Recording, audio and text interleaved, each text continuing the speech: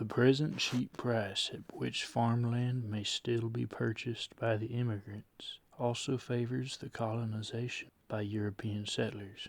Land in western Texas, even near the settled regions, can be bought for from $2 to $5 per acre, and in the more remote regions the price is still lower. It even happens that owners of large tracts of land offer the immigrants land free of charge in order to enhance the value of other land. It even happens that owners of large tracts of land offer the immigrants land free of charge in order to enhance the value of the other land.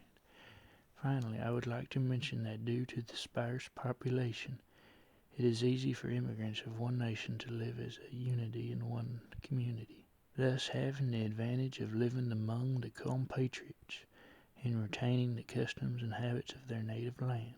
On the other hand, I do not wish to keep silent as to the disadvantages and difficulties which meet the European settler, particularly the German.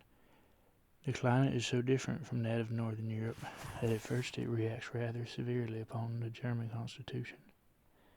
Of all the German immigrants who came to Texas during my stay, I can scarcely name one whose health was not affected by the change of climate, even if only manifesting itself in a more or less languid feeling, loss of strength, and noticeable loss of weight. I've often heard German laborers complain that while they were not indisposed, they nevertheless did not feel as vigorous and inclined to work as in Germany. As a rule, one can readily distinguish the German who has been in Texas a longer period of time from the newly arrived immigrant by the paler face and leaner body.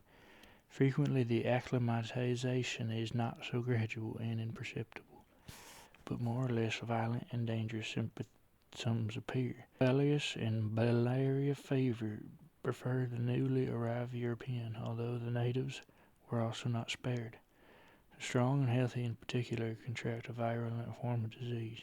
When the acclimatization has been accomplished in a mild or fiery form, and the person used to the northern climate has accustomed himself to the conditions of the warmer zone, the greater danger has passed, but he is not immune from other sicknesses.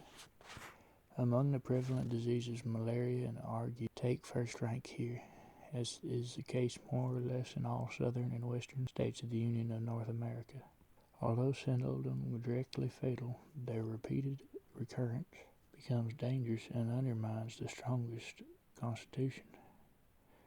They are prevalent along the east and lower forested river bottoms, but also found in the higher sections of the country where the conditions attributed as their cause are not all present.